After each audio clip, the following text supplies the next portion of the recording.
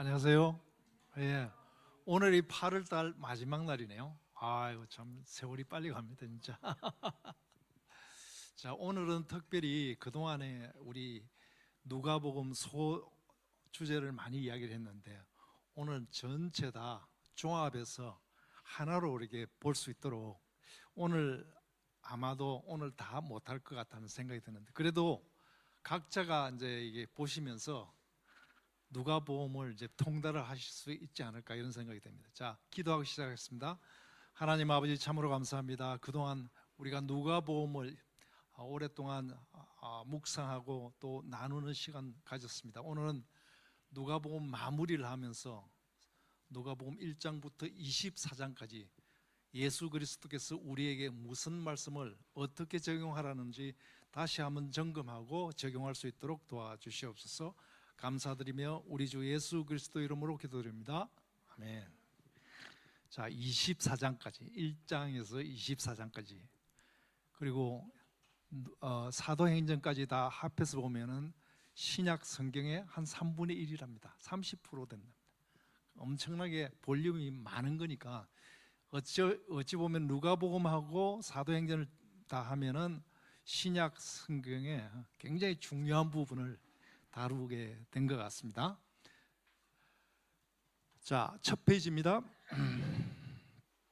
자, 우선 지금 누가복음을 전체를 보면서 제가 좀 묵상한 게 뭐냐면은 진짜 내가 복음을 제대로 믿고 있나? 이게 근본적인 제 생각을 해봤습니다. 그러면은 복음을 제대로 믿고 있다는 게 무슨 얘기인가? 그러면은 무엇에 근거해서 내가 믿고 있느냐? 성경 그러는데 성경은 지금 내가 어떻게 접하고 있는가? 대부분 목회자 설교에 의존하고 있지 않나? 이런 생각도 해보면서 그러면은 목회자 설교에 의하지 않고 본인의 성경 묵상으로 우리가 살펴본 기회가 얼마나 됐을까? 참 어떻게 보면은 별로 한 것 같지 않은 생각이 지금 듭니다. 그래서 만일 본인이 성경 묵상을 한다 그러면은 창세기부터 시작해서 계시록까지 그 많은 분량을 어떻게 이해하고 적용했나 내 자신한테 물어보는 거예요. 그러니까 그 중에서 그러면은 예수님이 가장 중요하니까 성경은 예수님이 직접 말씀하신 사복음서에 빨간 글씨만 집중을 하면 거기서 내용이 좀 정리될 것 같은 생각이 들었습니다. 그래서 사복음서 중에 하나를 선택해야 되는데 복음서들이 굉장히 사복음서니까 다 하려고 그러면 시간도 많이 걸리니까 그 중에 하나를 선택해가지고 빨간 글씨 중심으로 한번 보고자 합니다. 그런데 무엇을 골랐을까요? 예수님 말씀 연결하는 것 그리고 핵심 주제 정리하고 적용하는 것은 누가 좋으냐? 제 생각에는 일단 유대인이 아니고 객관적으로 이야기해 줄 수 있는 이방인이 썼으면 좋겠다는 생각하고 그 다음에 더군다나 이 저자가 역사학자면은 더 믿을 수 있을 거고 그리고 이과계통이 의사하니까 더 이렇게 앞뒤가 연결이 잘 될 것 아닌가 이런 생각에서 우리가 누가복음을 선택을 했습니다. 누가복음 선택을 했을 때 문제는 한 개씩 소주제를 집중하는 것도 좋지만 전체에서 1장에서 24장까지 전체 내용 중에서 바로 나한테 예수님이 말씀하시는 게 뭔가 이거 찾는 게 굉장히 중요하고 간단하고 핵심적일 것 같죠. 그래서 제가 이걸 이렇게 생각을 해봤습니다. 그런데 이걸 제가 그 중에서 예를 하나 들겠습니다. 예를 하나 들어서 11장에 나오는 기도가 있습니다. 11장에 가면 기도가 있거든요. 자, 기도 보면은 11장 잠시 한번 볼까요? 11장에 가시면은 기도에 대해서 가르칩니다. 이제 기도는 우리가 알다시피 하나님 이름을 거룩히 하고 주의 뜻을, 그게 몇 절 있죠? 2절에 있죠. 예. 자, 그런데 구체적으로 아는 거는 일용할 양식 달라 그러고 죄 용서해 달라 그러고 시험에서 벗어나게 해달라는 얘기지 않습니까? 그러니까 여기서 또 중요한 게 뭐냐면, 이 기도의 특징이 뭐냐면은 이거는 세게 해라, 빡세게 하라고 그 뒤에 나오죠. 강도, 잠자는 거 뭐 깨워가지고 하는 얘기 나오죠. 그리고 기도는, 누가복음에서 기도는 꼭 기도하면은 받는 게 뭡니까? 성령입니다. 그죠? 성령을 어떻게 해석하는가가 중요하지, 성령은 분명히 줍니다. 자, 이 11장을 보면서 앞뒤로 연결을 한번 해보는 겁니다. 기도 이야기를 했는데 앞에 있는 이야기 앞 전후를 한번 보면은, 제가 쭉 보다가 보면은 10장 보면은 갈릴리의 세 도시 있죠. 화 있을진저 그러면서 나오는 세 도시 있죠. 어디입니까? 고라신, 베세다, 가브나움이죠. 이게 엄청나게 예수님이 열받아서 저주를 하잖아요. 그런데 왜 저주를 해요? 2년 6개월 동안 그렇게 많은 기적을 보여주시는데 왜 그 예수님이 그렇게 그랬을까? 이게 처음에는 안 그랬지만 2년 6개월 하다 보니까 기적을 봐도 둔해졌습니다. 마음이 둔해졌습니다. 이때 뭘 보냅니까? 70인을 보냈는데도 반응을 안 합니다. 예수님이 엄청 열받은 이야기가 10장에 있습니다. 그러니까 왜 이 이야기를 하냐면, 우리는 기도를 따로 보는 게 아니라 앞뒤로 연결하면은 우리가 갈릴리 세 도시하고도 연결할 수 있겠구나. 그래서 이걸 가지고 이번 주 토세 주제를 가지고 한번 해볼까 지금 생각 중입니다. 또 뭐가 있습니까? 선한 사마리아인입니다. 선한 사마리아인하고 기도하고 무슨 또 관련이 있을까? 선한 사마리아는 하나님이, 예수님이 원하시는 것은 연민을 가지고 형식적으로 하지 말라는 거예요. 제사장이라고 따지고 레위인이라고 따지지 말고 옆에 그런 사람이 있으면 그걸 베푸는 게 당연한데, 그게 기도하고 연관이 된다고 생각을 하고, 그 다음에 11장에 가면 11장 14절에 가면은 그 이야기가 있습니다. 일단 옛날에 예수님 기도해갖고 내가 굉장히 응답을 받았습니다. 그리고 내 속에 예수님이 차 있어야 되는데 방심하고 예수님 밖으로 이제 내 마음이 비었습니다. 그럼 누가 들어옵니까? 마귀가 들어와가지고 완전히 옛날보다 더 빡세게 자기를 이야기 나오죠. 그리고 또 11장에 가면 또 표적 이야기가 나옵니다. 그러니 그 기도는, 기도할 때 응답은 십자가 외에 표적은 없다고 이야기를 하고, 그 다음에 11장 끝부분에 가면은 화 있을진즉 6개 나오죠. 그거는 너가 기도하고 응답하고 거기에 위선이 들어가면은 안 된다고 하는 이야기가 여러 각도에서 이야기를 하는 거죠. 그리고 또 사후의 이야기를 합니다. 너는 지금 이 세상에서 이 세상에 얻을 거 다 생각하는데 사후에 다시 죽음이 있다는 것을, 나쁜 짓을 했을 때는 사후에 성령 모독한 거는 사후에 꼭 심판을 받는다 하는 이야기를, 예를 들어서 이제 제가 한번 기도를 가지고 앞뒤로 이렇게 한번 생각을 한번 해봤습니다. 여러분도 또 다르게 생각할 수 있지만 제 생각에는 이렇게 해서 누가복음은 앞뒤로 연결하는 것이 굉장히 중요하다고 생각이 됩니다. 자, 누가복음 해도 너무 많이 했죠. 1장 4장 저 빈칸을 저번에 제가 드렸죠.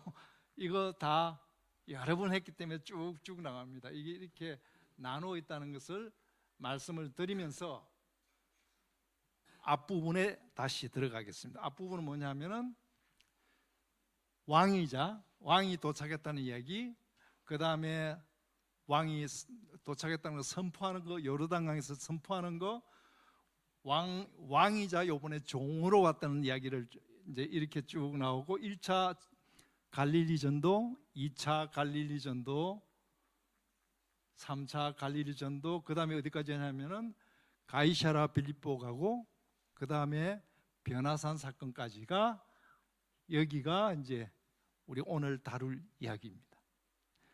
자, 그러면은 이제 진짜인지 아닌지를 누가복음 1장을 한번 봐야 되겠죠. 누가복음 1장에서 제일 처음에 들어가는 다른 복음사하고 틀립니다. 자, 누가복음에는 이 이야기를 굉장히, 이 그림 보시죠? 그림 보이죠? 누가복음은 이 이야기를 하고 싶은 겁니다. 무슨 얘기입니까? 구약 성경들 쫙 많지 않습니까? 다니엘도 있고 스가랴도 있고 뭐 이사야도 있고 그러죠.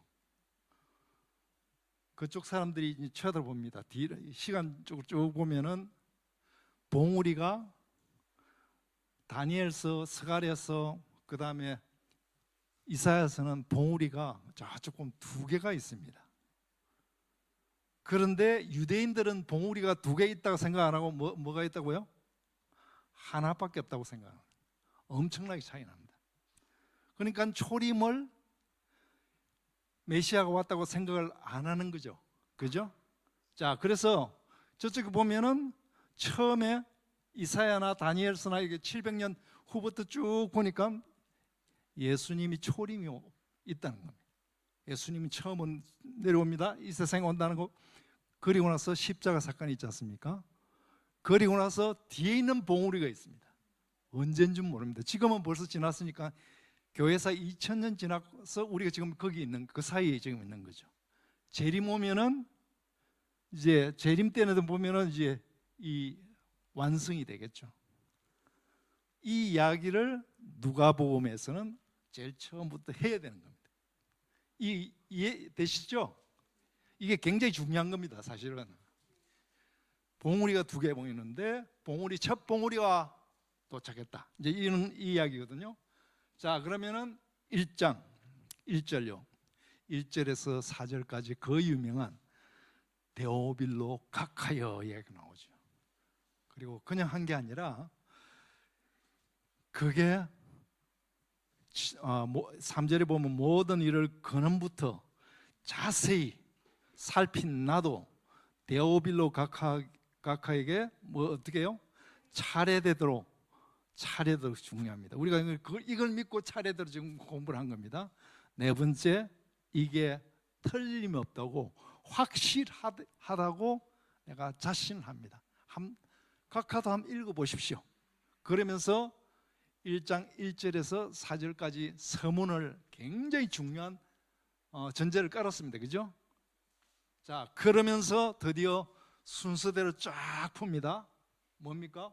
아까 그림처럼 예수님이 오셔야 되니까, 초림을 오셔야 되니까 처음에 뭡니까? 1장 5절부터 시작해서 뭐가 나옵니까? 출생 예고가 나옵니다. 누구부터? 세례 요한부터. 이미 세례 요한은 예언돼 있죠. 이사야도 예언되고 다 예언돼 있죠. 말라기도 다 예언돼 있죠. 그게 어디까지 합니까? 세례 요한 출생 예고가 5절에서 25절까지 나오죠. 그 다음에 또 순수에 입각해가지고 누구 출생 예고 나옵니까? 예수님 출생 예고가 26절부터 38절까지 있죠. 그죠? 딱 순서에 있죠. 그 다음에 탄생 사이에, 세례 요한 탄생하고 예수님 탄생 사이에 중간에 브릿지가 있습니다. 그게 뭡니까? 마리아가 엘리자베스 방문하는 얘기가 39절에서 45절 나오죠. 그래서 그것뿐만 아니라 마리아 장가가 46절에서 56절까지 딱 순서대로 딱딱 들어가죠. 그죠? 좀 놀랍지 않습니까? 저는 보면 볼수록 이게 놀랍습니다. 자, 그 다음에 그 순서에 입각해서 57절에 드디어 세례 요한이 출생합니다. 그 다음에 67절부터 사가랴 예언도 하고 2장에 가면 뭐가 드디어 나옵니까? 예? 예수님 탄생, 예수님 나심 이야기 나오죠. 근데 예수님 나실 때 이 딴 데는 그런 이야기를 안 썼지만 이 사람은 역사가라 그랬죠. 그때 그 시점이 어떻게 되는지 이야기를 안 할 수가 없죠. 그럼 뭐가 나옵니까? 그때 2장 1절에 보면 그때 가이사 아우구스티누스가 영을 내려 천하로 다 호적하라 하였으니 이렇게 나오죠. 딱 언젠지 정확하게 나오죠. 이거 역사책에 보면 딱 연결이 되겠죠. 빈틈이 하나도 없습니다. 그리고 태어날 때 예수님 태어날 때 옆에 이야기가 누구예요? 목자 이야기 나오죠. 우리 잘 아는 목자 이야기 나오고 드디어 탄생 이야기 나오고 그 다음에 2장 22절에 가면 무슨 얘기 나옵니까? 정결 예식이 나오죠. 정결 예식이 22절부터 쭉 나오는데 거기에 두 사람 선지자 이야기 나오죠. 예. 남자하고 시몬하고 이렇게 나오죠. 시몬은 옛날부터 지금 초림 이거를 기다리고 있었던 사람이라고 아예 딱딱 정리해서 나오죠. 그 다음에 이제 딴 데는 아무것도 없는데 누가복음은 예수님 12살 때 스토리가 41절에 나옵니다. 그죠? 딴 데는 있습니까? 없어요. 그래야 41절부터 52절까지 쫙 나오는 겁니다.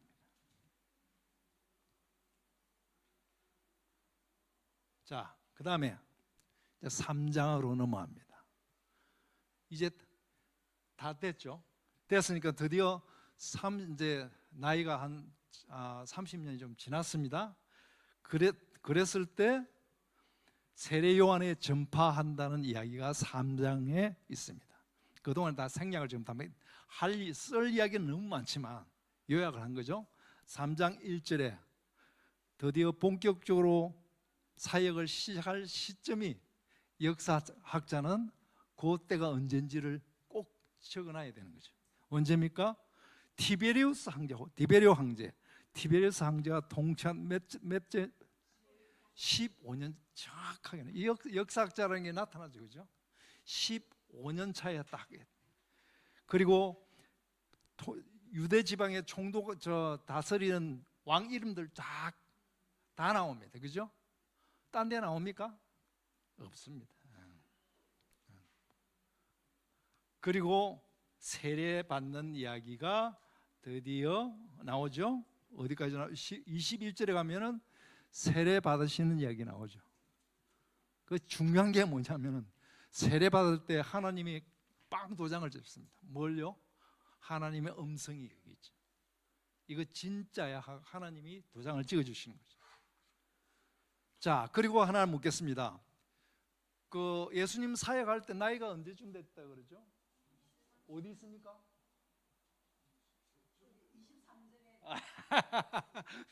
바로 그 23절에 나오죠. 족보 바로 전에 나이가 한 30세쯤 된다 그러면서 족보 이야기가 나오죠.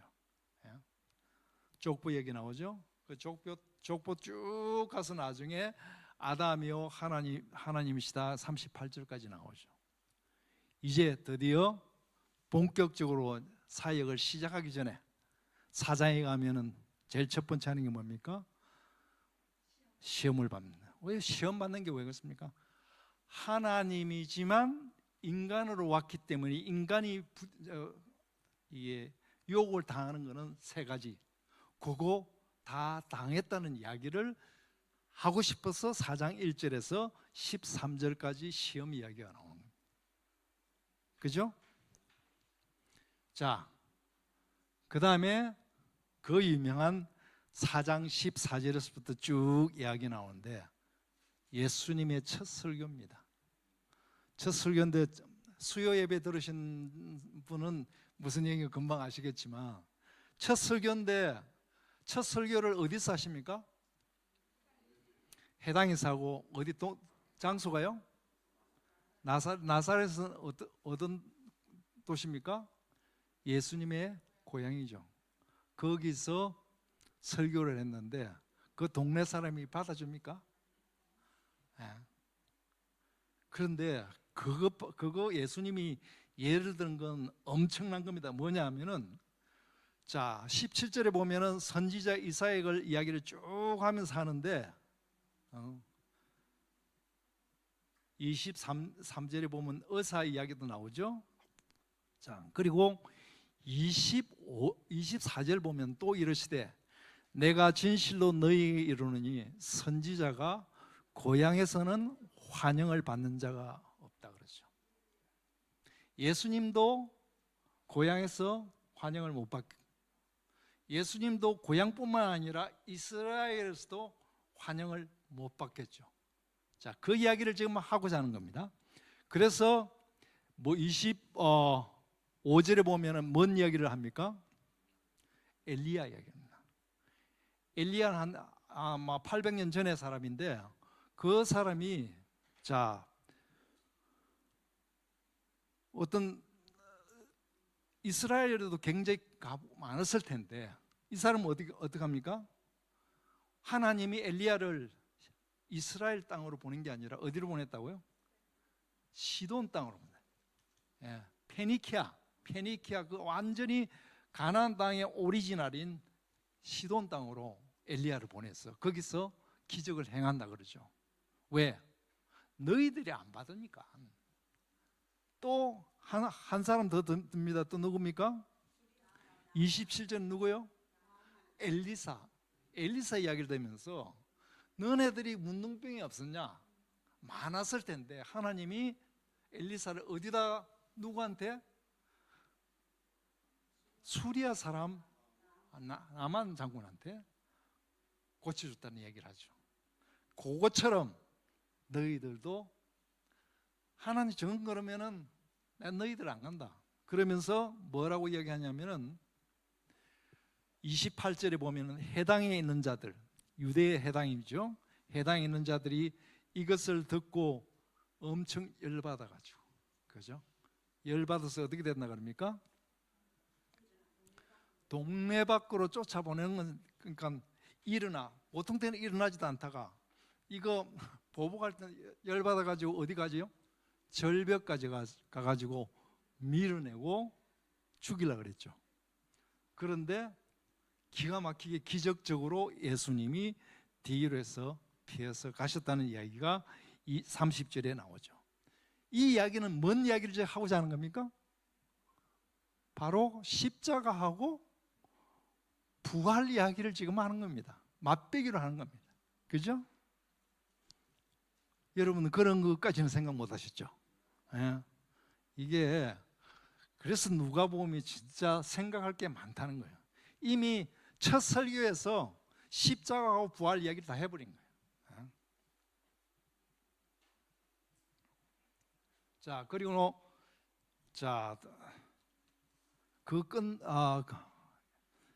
설교를 하고 난 다음에 그 다음에 가버나움에 가니까 지금 그쪽 고향 사람들도 다 모르는데 예수님이 가버나움 새로운 선교센터 가니까 알아보는 것이 있어요. 뭡니까? 귀신은 제일 먼저 알아봐. 그래서 그 이야기를 31절에 제일 먼저 알아보는 것이 귀신이구나. 근데 귀신 물러가라 그러죠. 그러면서 예수님이 하나님으로 오셨으니까 처음에 하셔야 될 게 기적을 엄청나게 많이 하셔야 되는데 주로 뭘 했습니까? 치유를 한 거예요. 치유를 했는데 치유를 하더라도 치유한 이야기가 38절부터 쭉 이야기 나오죠. 예. 그리고 그 치유할 때 누구까지 포함되어 있습니까? 예, 시몬의 장모까지 거기 들어가 있죠. 예. 그래서 지금 엄청나게 치유를 많이, 기적을 많이 해가지고 그쪽 사람들한테 관심을 받기 시작을 합니다. 1장에서 4장까지는 대충 되셨죠? 예. 근데 이거 본인이 쫙 1장부터 쭉 한번 보시면은 얼마든지 연결할 수 있을 겁니다. 자, 넘어갑니다. 예.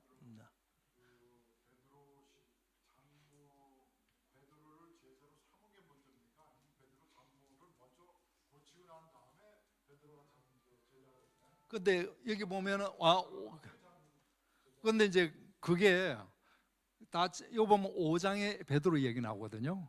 그럼 그 중에 이제 미리 모르고 전체로 그 가브나움 동 이게 베드로 그게 가브나움 쪽에 있는 모양인데, 그럼 먼저 하고 난 다음에 뒤에 아닌가, 이 순서가 바뀔 리는 좀 없을 것 같다는 생각이 드네요. 이 누가가 딴 사람도 아니고 누가는 그럴 것 같다는 생각이 듭니다.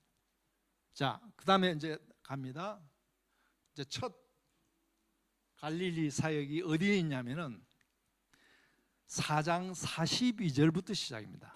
날이 밝음에 예수께서 나와서 한적한 곳에 가시니 무리가 잤다가 만나서 자기들에게 떠나시지 못하게 만류하려 하매, 예수께서 이르시되 내가 다른 동네들에서도 하나님 나라 복음을 전하여 하리니 나는 이 일을 위해 보내심을 받으노라 하시고 갈릴리 여러 해당에서 전도하시더라. 이렇게 나옵니다. 이게 42절부터 1차 갈릴리 전도. 그러니까 장을 42절 요 앞에다가 5장을 해놨으면 좋았을 텐데 중간에서 조금 정리하기가 좀 힘든 부분이 있습니다. 예. 그때 5장에 들어서 하면은 첫 제자 삼는 이야기는 다섯 제자. 이게 나중에 요한복음에 보면 앞에 만난 거 있죠. 그게 다섯 사람이 아마 이게 이 제자가 아니겠느냐 이렇게 생각이 드는 겁니다. 자, 그리고 나서 다섯 사람 제자 만나자마자 그 다음에 또 치유를 하는데, 기적을 행하는데 대상이 누굽니까? 예? 나병 환자. 그쪽에는 나병 근처에 가지도 않았죠. 예수님은 제일 먼저 대상이 뭐냐면은 나병이에요. 그죠? 나병하죠. 그 다음에 넘어가면은 그 다음에 또 17절부터 쭉 이야기를 나오는데 26절까지 이 무슨 얘기입니까? 예? 중풍이 그렇게 문제가 되는 걸 병입니까? 여기는 예수님이 포인트를 두는 게 뭡니까? 중보입니다. 중보. 그죠?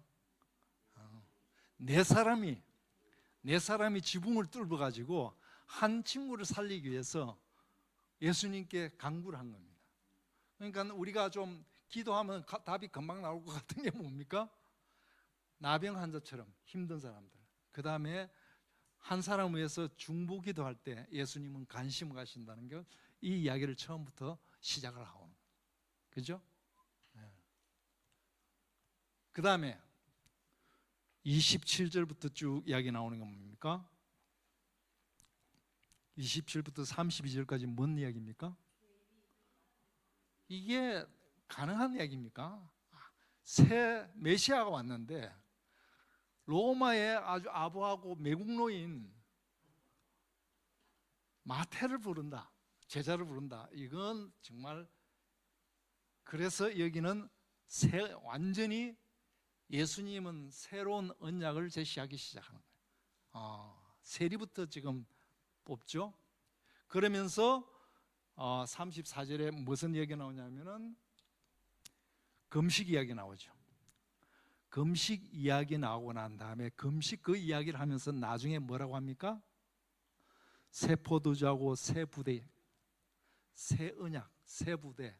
예수님이 와서 율법의 그대로 하는 것이 아니라 율법의 정신으로 간다. 그 이야기를 지금 계속하는 겁니다. 지금 금식하는 것이 중요한, 금식하는 이유, 그게 더 중요하다는 거죠. 예? 그 다음에 드디어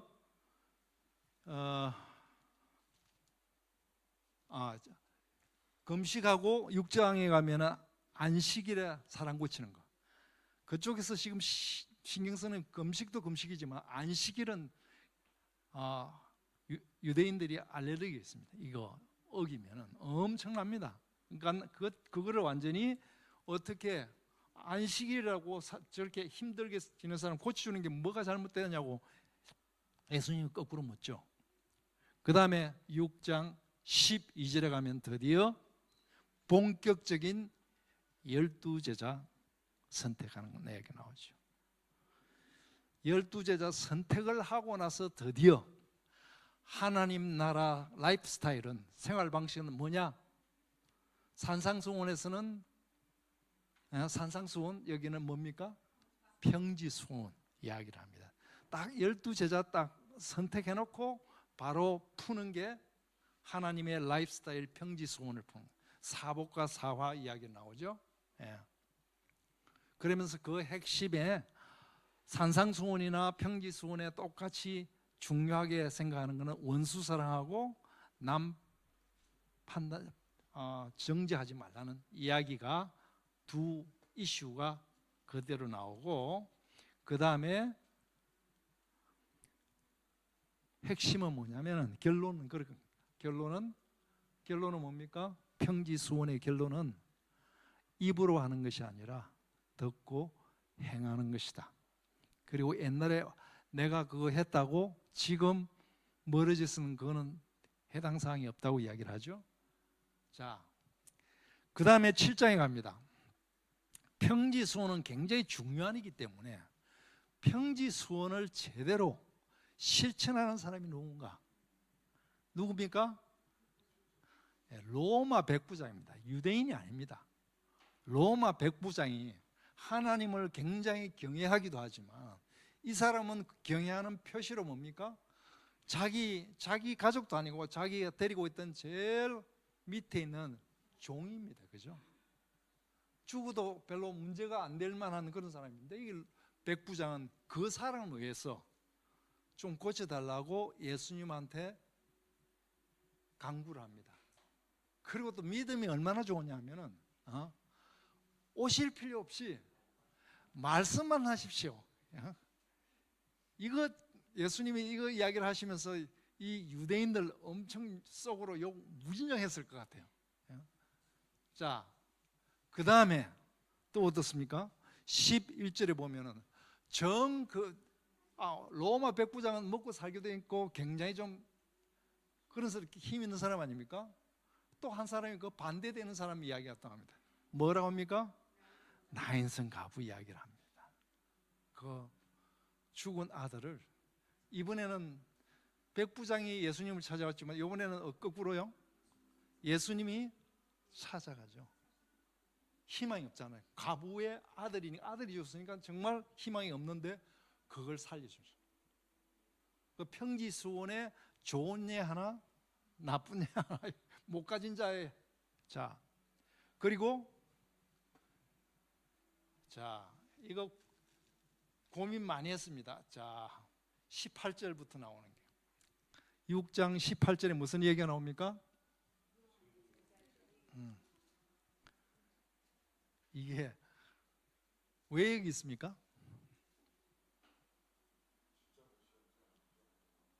아까 자기가 저쪽에서 초림 그 이야기 했죠.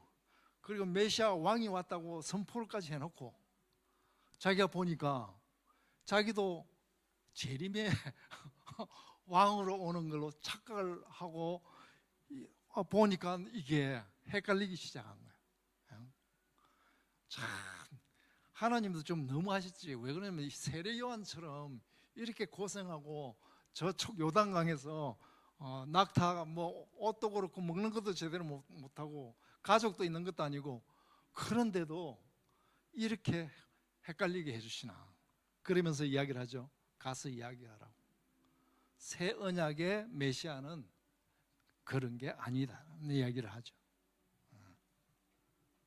그래서 여기서는 세례 요한은 왕으로 오신다는 것은 분명히 알았는데 이게 종으로 오신다? 이게 헷갈리기 시작. 그죠? 그런데 누가 아느냐? 바로 36절에 보면은 누가 있습니까? 어떤 한 여자가, 이 사람은 확실히 잘 모르지만 예수님 제사. 그러니까 이 사람은 예수님을 왕이라고도 생각하고 또 자기 같은 인간 같은 그 두 개를 지금 다 이 향유 붓는 여자는 이해를 한 거 아닌가 이렇게 생각합니다.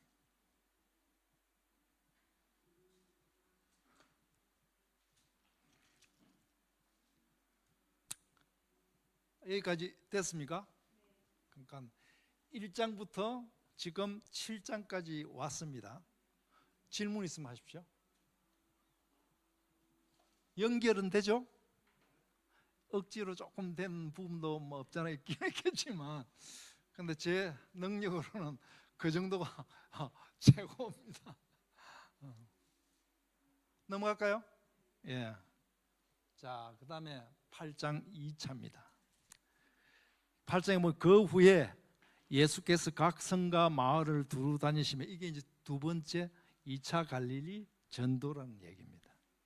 근데 2차 전도 여행할 때 아마 2년 6개월 가까이 됐을 거 아닌가 이런 생각이 드는데, 그때 따라다니는 사람들이 엄청나게 많은데 그 돈은 누가 내고, 그 많은 식솔도 밥 먹이 어떻게 뭘 할 수 있는 거 어떻게 나옵니까?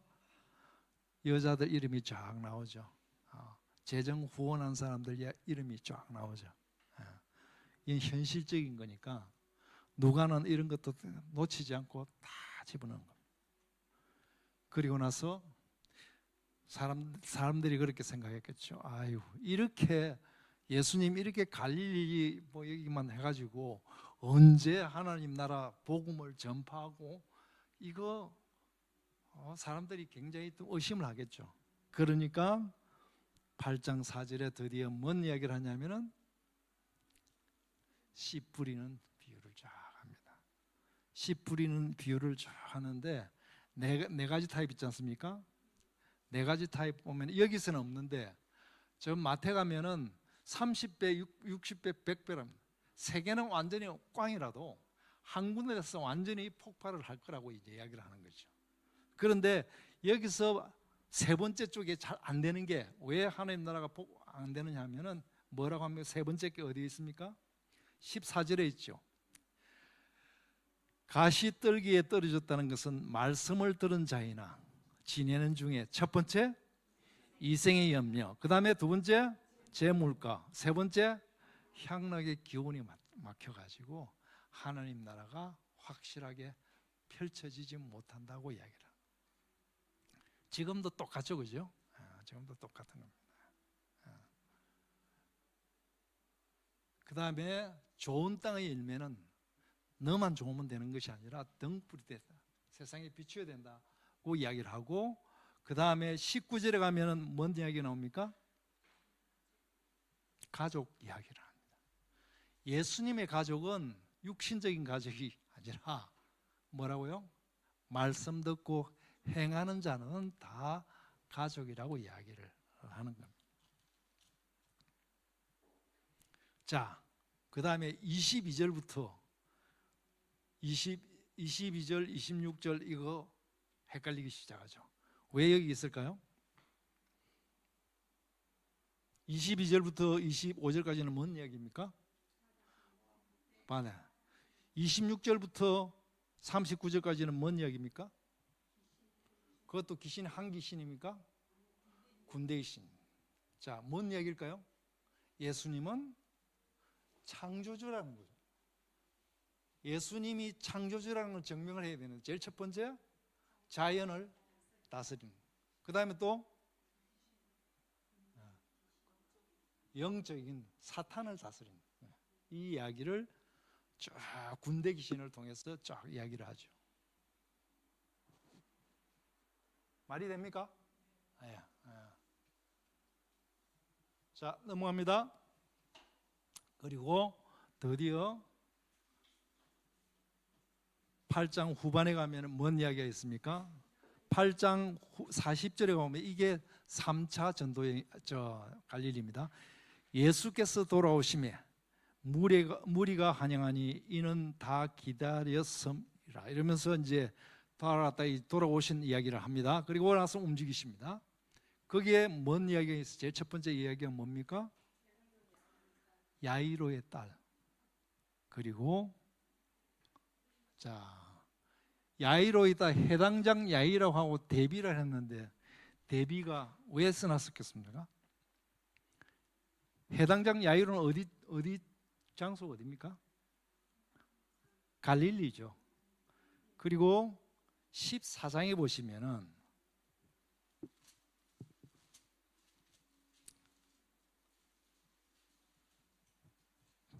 14장에 해당장 어디 하나 있죠? 없나?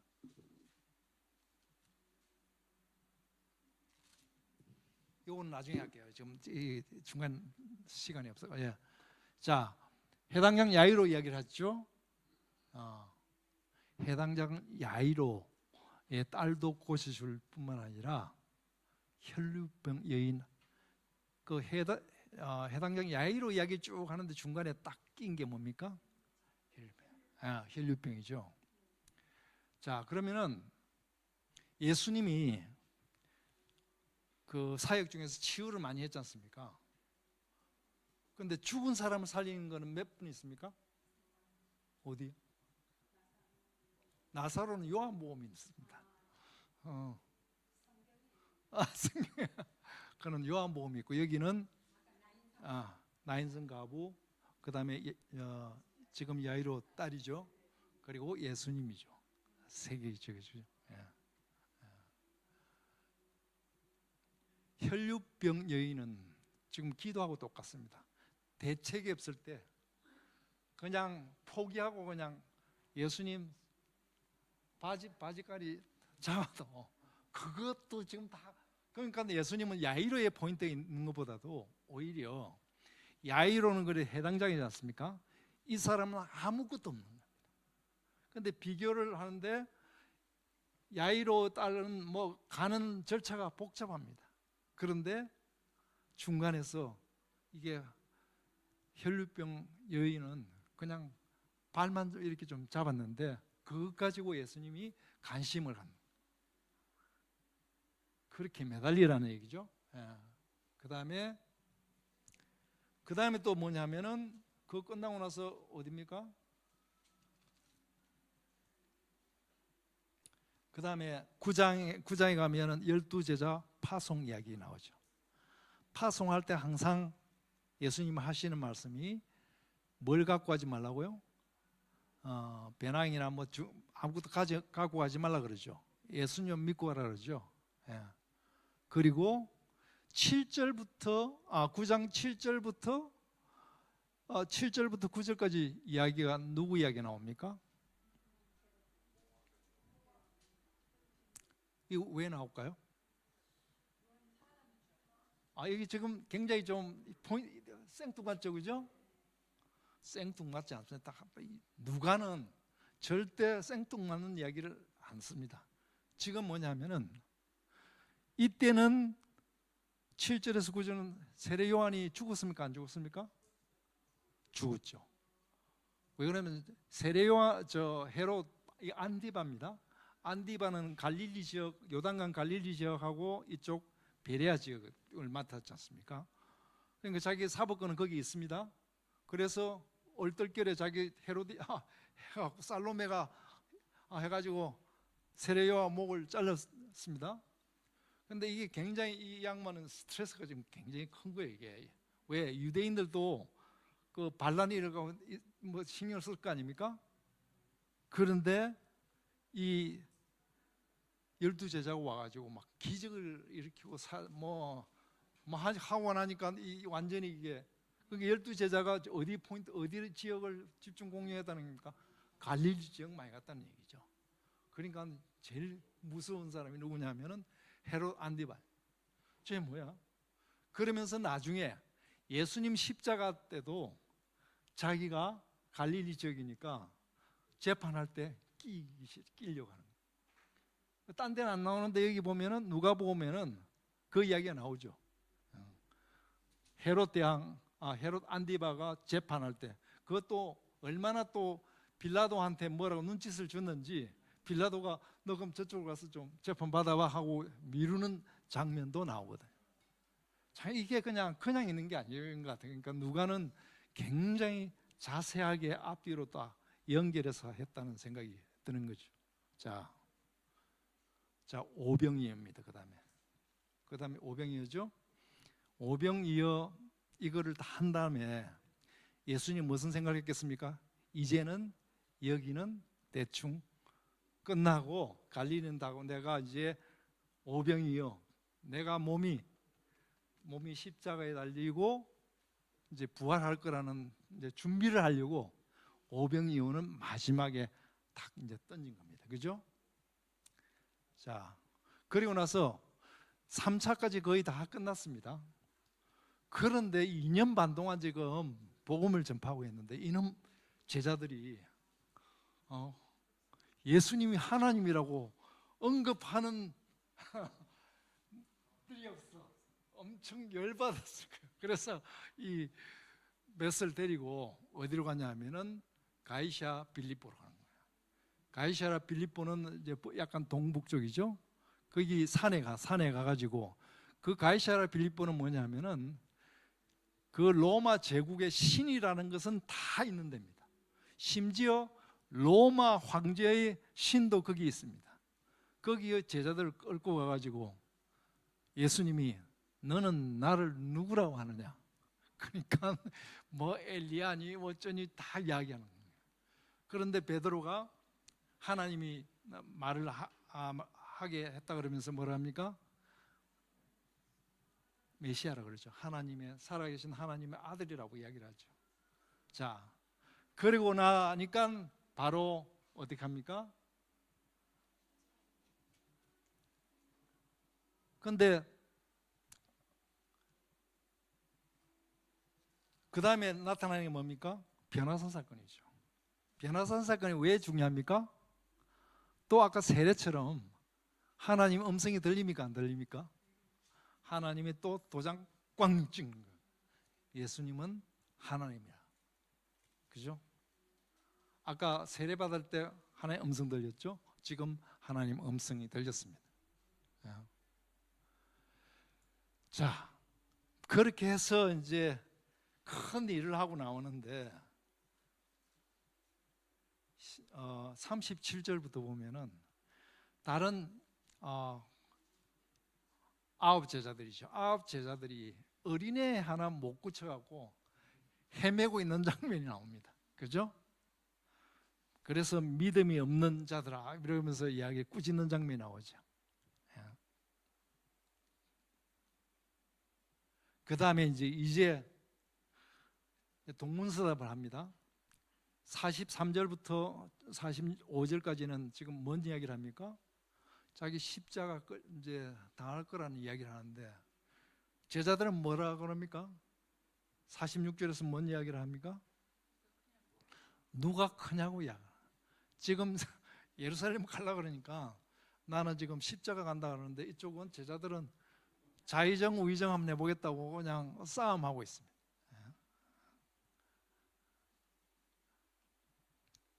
그래서 이제 여기서 제자들은 뭐냐? 이제 내가 가면은 이 정도 기적이면은 완전히 새로운 유대 이스라엘을 창건하겠구나 생각을 했겠죠. 자, 이제 두 번째 이제 남쪽으로 내려가는 장면을 할 텐데,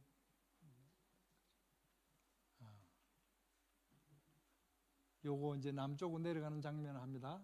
자, 조금 너무 늦어가지고 죄송합니다. 이게 이렇게 좀 천천히 가도 괜찮겠습니까? 예. 왜 그러냐면 이거 한 번 하고 나면은 이제 자기가 다 해야 되니까. 이제 9장 갑니다. 9장. 9장 어디냐면은 자, 9장 51절에 보면은 드디어 어디로 갑니까? 방향을 틀어 가지고 예루살렘 내려가려고 하다가 나중에 사마리아 가다가 못 간다는 얘기하죠. 근데 예수님 한번 생각해 보십시오. 너 이렇게 갈릴리에서 내가 기적 많이 뭐 치유하고 기적 많이 한 거 너희 봤다. 하나님도 꽝 했다. 자, 그러면은 지금 신라장 선배 제자들은 그런데 예수님이 뭐라 그러냐면 그 따라오는 제자들한테 57절에서 62절까지 이야기합니다. 너 좋은데 다시 한번 생각해봐라. 일단 손에 쟁기를 잡았다 그러면은 뒤를 돌아볼 수가 없다. 무서운 얘기죠, 사실. 그죠? 그래서 드디어 그 이야기를 하고 난 다음에 험난한 길이라고 이야기하고 그 다음에 70인 파송 이야기가 나옵니다. 70인 파송이 굉장히 중요합니다. 70인 파송은 다른 복음서에 있을까요? 없습니다. 70인 파송은 12제자하고 약간 컬러가 틀리겠죠? 조금은 예수님이 뽑았지만 늦게 시작했고 조금 우리 같은 평신도, 그죠? 평신도에 보냈습니다. 보냈을 때 아무것도 가지지 말고 똑같이 보냈는데 뭐냐 하면은 엄청나게 결과가 괜찮았어요. 전도를 엄청나게 잘했어요. 그런데 그 중에 조금 예수님의 마음에 걸리는 도시가 3개가 있습니다. 뭐라고 합니까? 10장 13절에 보면은 화 있을진저 고라시나, 화 있을진저 벳세다야, 너희가 너희에게 행한 모든 권능을 두로와 시돈에서 행하였다면 너희들이 벌써 베옷 입고 회개했을 텐데. 그리고 가브나움아 15절에 내가 하늘까지 높아지겠느냐 음부에까지 이렇게 나오죠. 가브나움은 뭡니까? 예수님의 선교센터입니다. 갈릴리. 예수님이 열받으신 곳이에요. 이 이야기 어디 있습니까? 첫 나사로 설교 이야기가 똑같습니다. 똑같은 이야기 반복입니다. 지금은 아닐까요? 지금 우리 신앙생활 오래 했다는 사람 보고 예수님이 혹시 고라시나 이럴까 봐 겁이 납니다. 사실은 그게 굉장히 중요한 이야기인 것 같습니다. 그런데 70인이 돌아왔을 때 예수님이 너무 기뻐가지고 전혀 12제자가 아니라 평신도를 보낸 거나 마찬가지인데 이렇게 많은 사람들이 전도되고 이렇게 하는 모습을 하나님께 너무 감사하다고 감사 기도를 드는데 성경에서 예수님이 이렇게 기쁘게 기도한 적은 처음이랍니다. 자, 그러면서 연결하는 게 누구냐면은 선한 사마리아인. 이것도 연결해서 좀 보시면 됩니다. 선한 사마리아도 이 유대인의 제사장 레인이 아니고 아마 사마리아인은 하나님을 경외하는 사람 정도쯤 되겠죠. 이런 사람들이 형식 없이 외식하지 않은 그 사람한테 너도 이와 같이 하라고 이야기를 하는 장면이 나오죠. 이거는 정말 이야기하는 선한 사마리아인 형식 찾지 말고 신앙의 형식 그 엉터리야. 그 이야기를 반복적으로 합니다. 그리고 이제 혹시 그럴까봐 하나님 제대로 믿는 사람은 이렇게 행하는 게 맞는데 가서 너희도 이렇게까지 하라 그러는데 이게 잘못되면 불교에도 선한 생활하고 뭐 할 수 있잖아요. 그러니까 그 뒤에 딱 붙여놓는 게 뭡니까? 마르다하고 마리아를 딱 붙여가지고 하나님 말씀에 근거한 봉사가 아니면은 마르다야 분별력을 좀 가져봐라. 이게 이야기죠. 그죠? 이런 걸 보면서 저는 아주 이게 앞뒤로 진짜 놀랍게도 좀 맞구나 하는 생각이 듭니다. 그리고 기도, 우리 아까 잠시 얘기한 기도는 강도가 중요하고 빡세게 해야 되고 성령을 분명히 준다는 말씀하시고 그 다음에 11장 14절부터는 이야기가 기도해가지고 너희가 응답을 받으면 예수님한테 계속 의지해야지 보고 응답받다고 싹 잊어버리고 있으면은 옛날에 있던 것보다 더 심한 귀신들이 들어온다. 그거는 참 힘들 수가 있다고 이야기를 하죠. 악한 세대는 표적만 아무리 기적을 해도 처음엔 기적 행한다고 막 따라오겠지만 조금 지나면 또 금방 믿음이 없어진다. 그러면서 바리새인 이야기를 쭉 합니다. 바리새인은 이게 포장, 엄청나게 포장한다고 37절부터 쭉 이야기를 합니다. 이거는 기본적으로 바리새인은 자기가 믿고 있다고 교만하다는 이야기를 반복적으로 합니다. 그리고 6개 화 있을진즉 하면서 형식 이야기를 하는 거, 척하고 체하는 이거, 예수님이 진짜 싫어하시는 거예요. 누가 보면 진짜 이 부분이 그러면 오히려 안 믿는 게 더 낫지 않을까 할 정도로 예수님이 척하고 형식, 외식 이 부분을 엄청나게 싫어하신다는 것을 우리가 알 수 있습니다. 자, 12장 1절까지 12장 조금 앞부분 합니다. 12장 앞부분에 가면 아까 바리새인하고 똑같이 이야기를 합니다. 또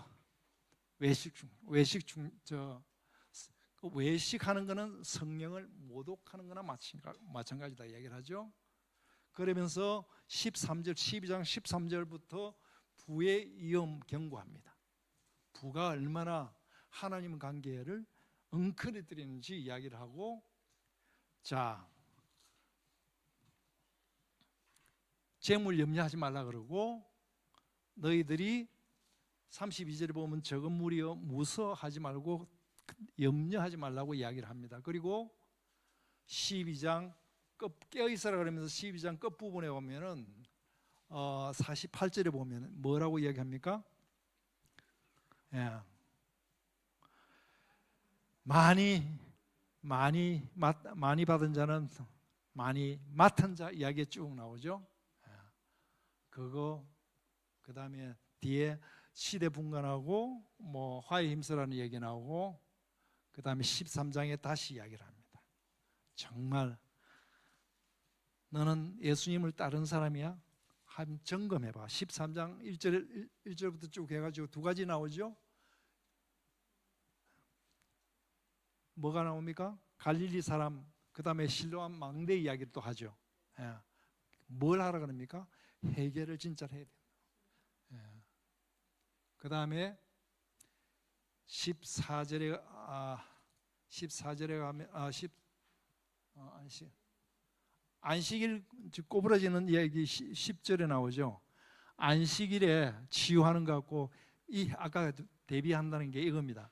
야이로, 갈릴리는 야이로 오는 건데 이 사람은 굉장히 형식 엄청나게 중요하게 생각합니다. 그래서 이 대비를 하는 이야기가 나오고, 그 다음에 하나님 나라 비유가 어디냐면은 18절에서 21절까지 이야기인데, 이거는 제가 마태복음을 보면은 이 겨자하고 누룩 보면은 앞부분에도 가라지 이야기가 나오고 뒷부분에도 가라지 나오고, 자, 성장은 하지만 가라지가 있다는 것은 꼭 기억하라고 이야기를 합니다. 그래서 심지어는 어떤 생각이 드냐면은, 그러면 예수님이 아무것도 하지 말라는 건가? 이런 정도로 생각이 들 정도로 형식 위선 신앙생활 이거 거쳐라, 이렇게 생각을 하는 것 같습니다. 그래서 22절부터는 이제 본격적으로 또 다른데 베레아 쪽으로 가는 이야기니까 여기까지 하고 잠시 쉬겠습니다.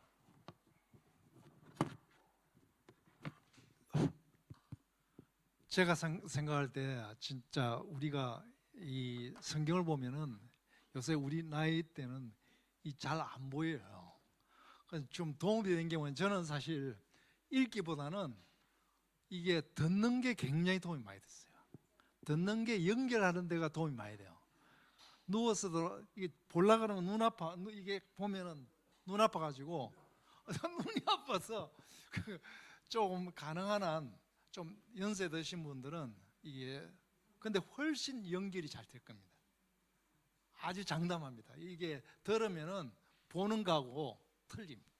그러니까 분석할 때는 보는 게 좀 도움이 되겠지만, 이게 전체 연결할 때는 누가복음 1장에서 24장까지 연결한다 그럼 저는 강력하게 추천하는 게 듣는 그거 그거 요새 많잖아요. 그러니까 할 때 왜 그러냐면 처음에 하지 말고 요 몇 장까지 딱 그걸 정해놓고 그거 하고 나서 주무시고 또 여기까지 해놓고 목표를 해놓고 또 그렇게 하면은 훨씬 도움이 되지 않을까 생각해요. 그래서 강력히 추천하는 거는 보시는 거 눈 아프니까 들으시고 가는 게 좀 좋겠다. 우리 양 집사님이 지금 필요하시다니까 들으시고 하시는 게 좀 도움이 될 것 같습니다.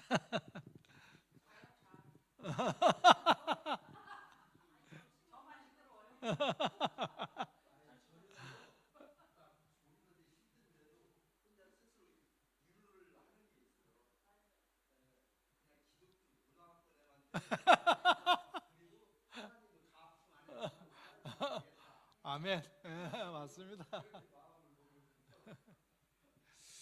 자, 그러면 오늘 어디까지 하냐면은 베레아까지는 못할 것 같아서 하는 데까지 한번 하겠습니다. 자, 13장 22절 뭐 요렇게 이제 조금 이제 대충 많죠? 양이 많죠? 왜 그러냐면은 아까도 누가복음 사도행전이 신약에 엄청나게 많은 것을 차지하니까 어쩔 수 없는 거예요.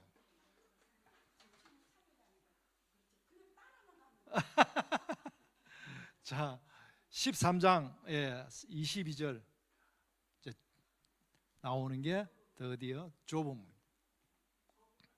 좁은 문. 이거 우리 엄청나게 많이 들었는데도 좁은 문 들어가면 다들 어떻게 생각하냐면 불안합니다.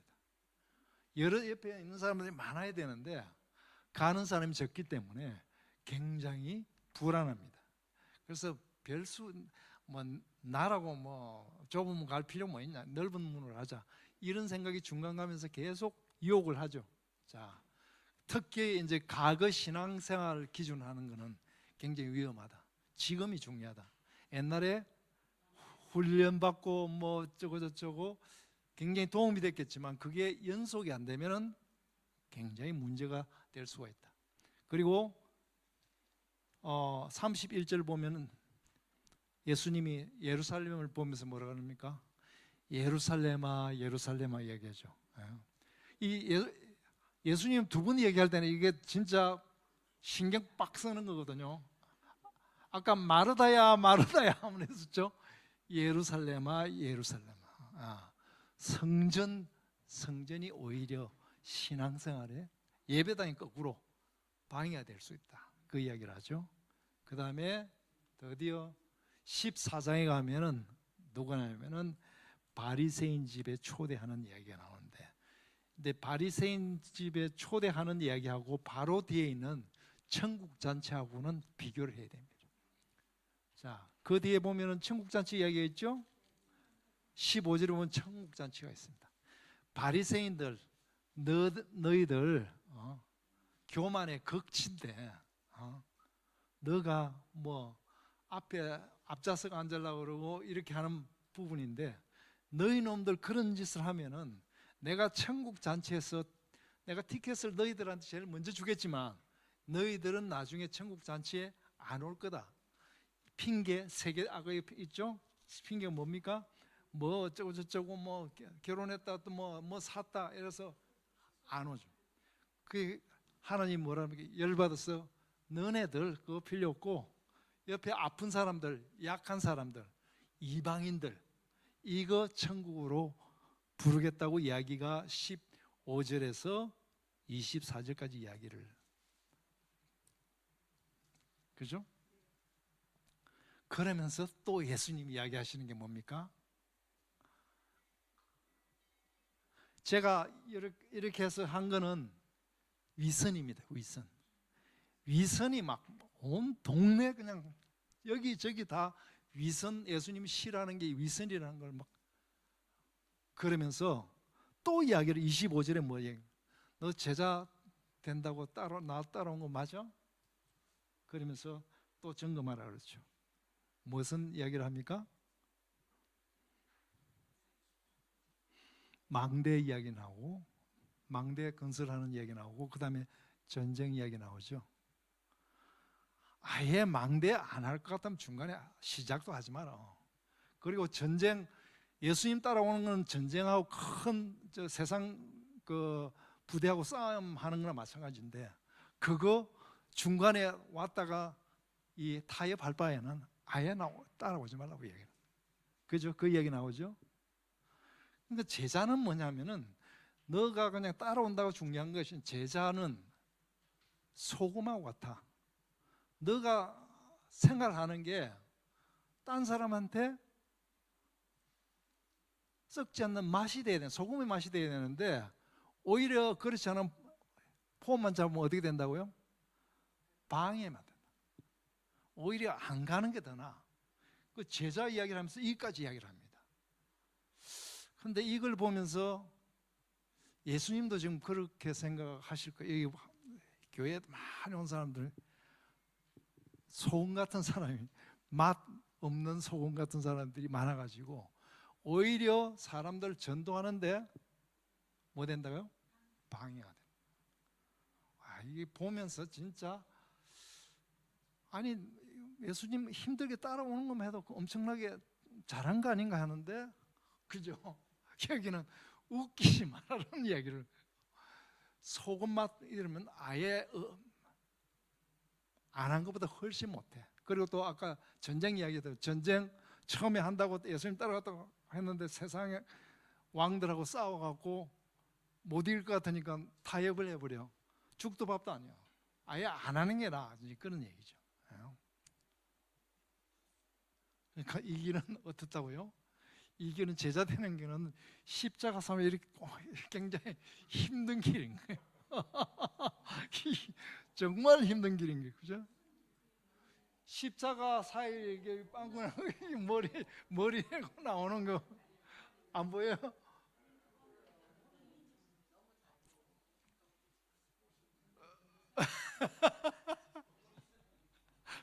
그러면서 천국 가는 길은 좁은 길이다. 이 이야기를 지금 하는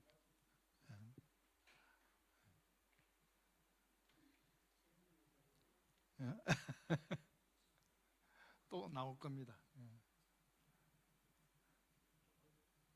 그 다음에 우리가 많이 한 거 15장부터 16장까지 이제 15장, 16장은 다 정리되셨죠? 이거는 굉장히 중요합니다. 하나님의 사랑은 당부 시리즈라고 그랬죠. 당부 시리즈.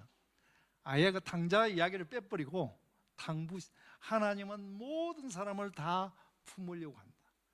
양도 그렇고 동전도 그렇고 탕자도 그렇고 심지어 큰아들도 그렇고 다 품으려고 하는데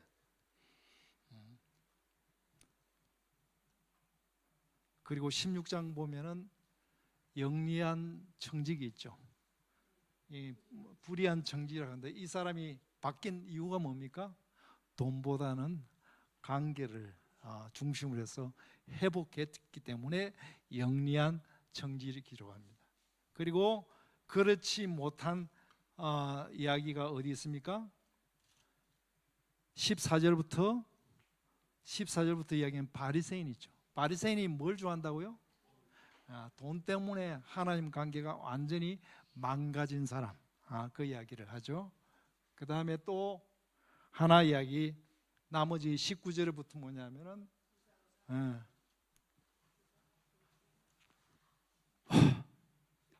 다시요.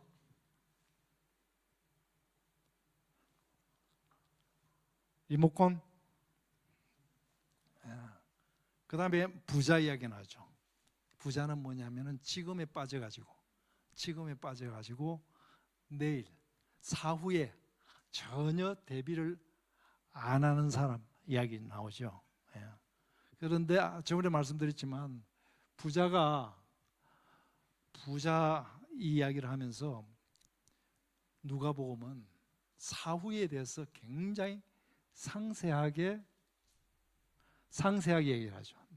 부자하고 나사로 대비를 하면서 지금 부자지만 너희들은 영생에 대해서 준비를 했느냐.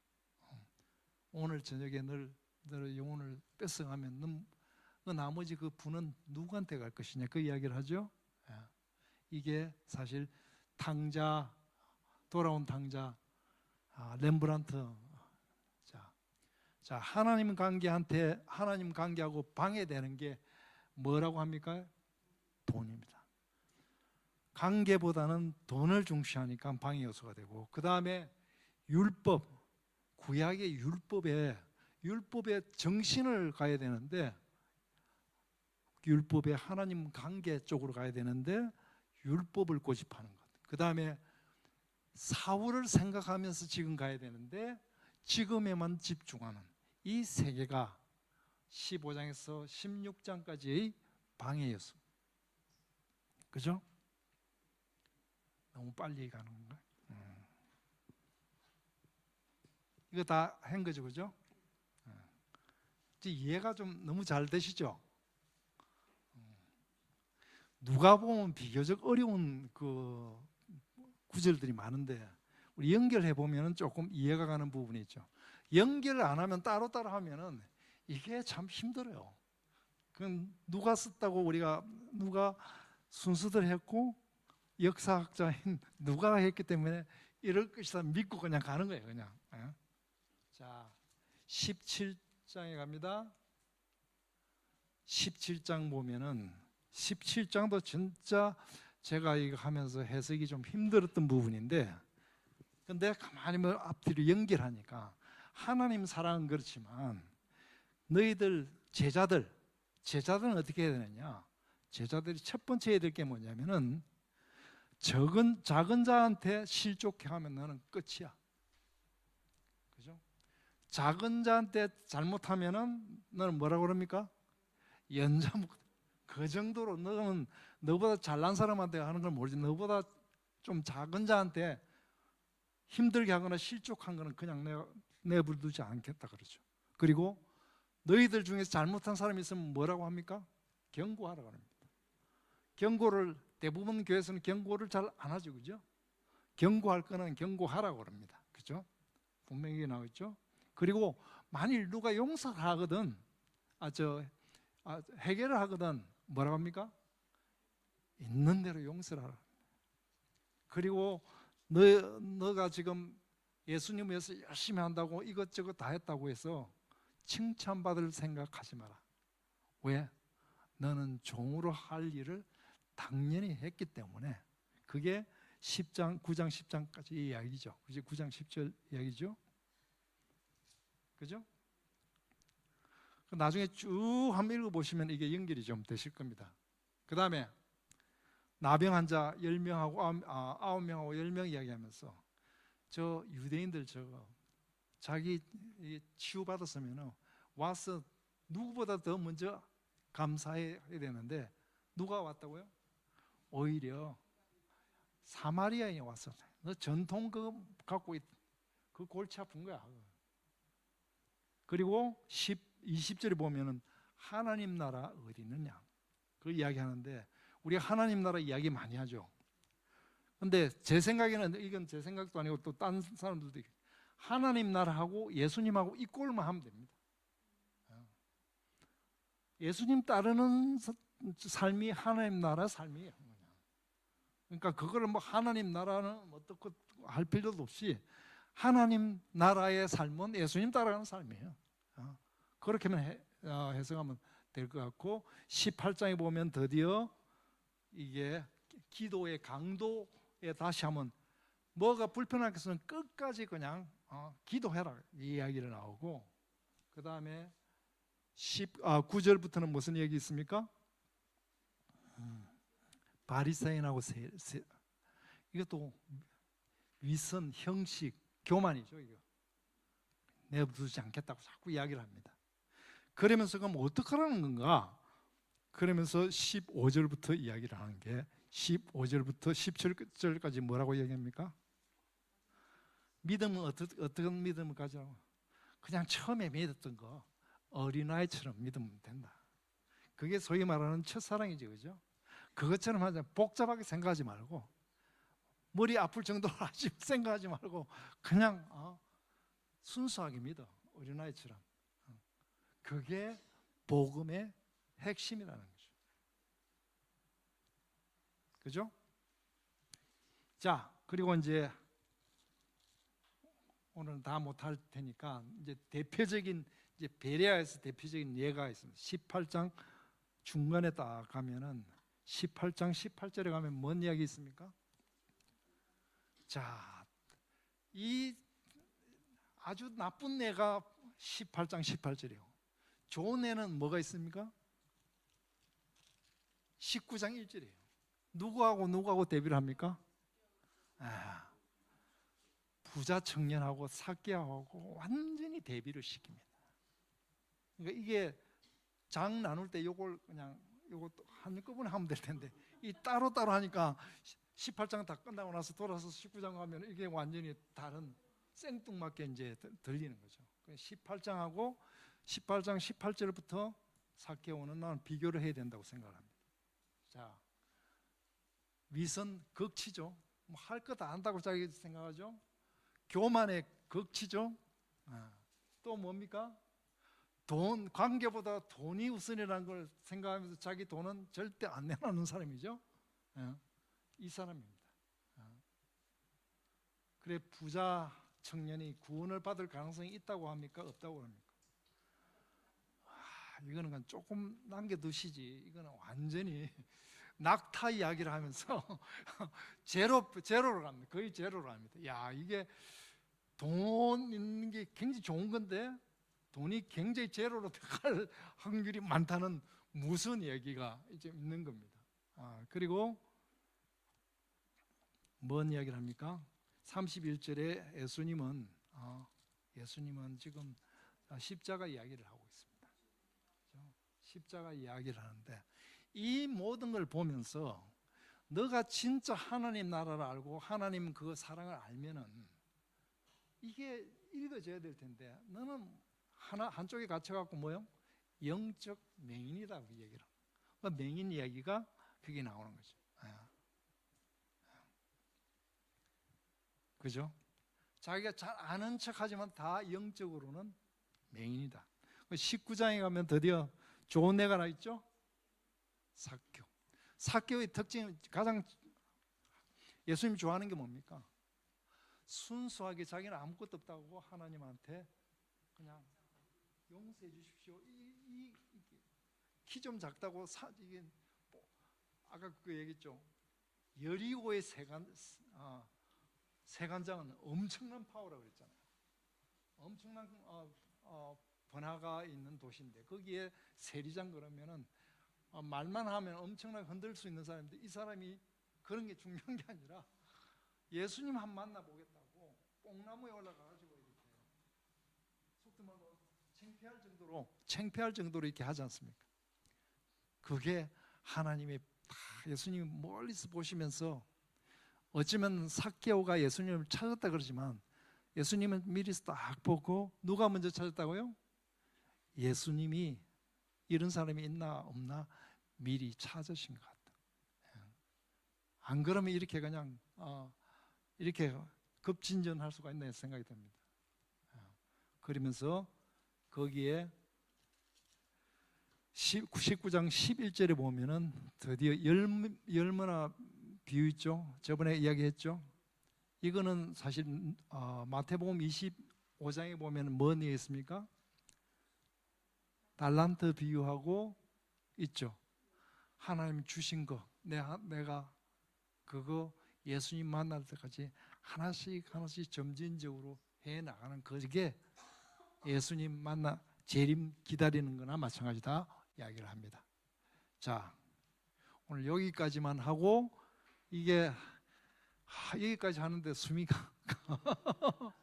근데 한번 제가 사실 이걸 한 장에다가 누가복음을 한번 정리를 해봤는데요. 다음 시간에 한번 그걸 하겠습니다. 거기 보면은 똑같은 이야기가 반복이 되면서 너무 간단한 거예요. 그러니까 우리 여기서는 굉장히 복잡하잖아요. 그럼 나중에 전부 다 그 주제를 갖고 딱 하니까 몇 개 안 돼요. 그 이야기가 반복해서 이야기 준 너무 저는 그걸 보면서 야 놀랍다. 다음 시간을 기다리라는 거죠. 오늘 여기까지 하고 다음 시간 나머지 부분 하겠습니다. 그리고 질문 있으면 질문하십시오.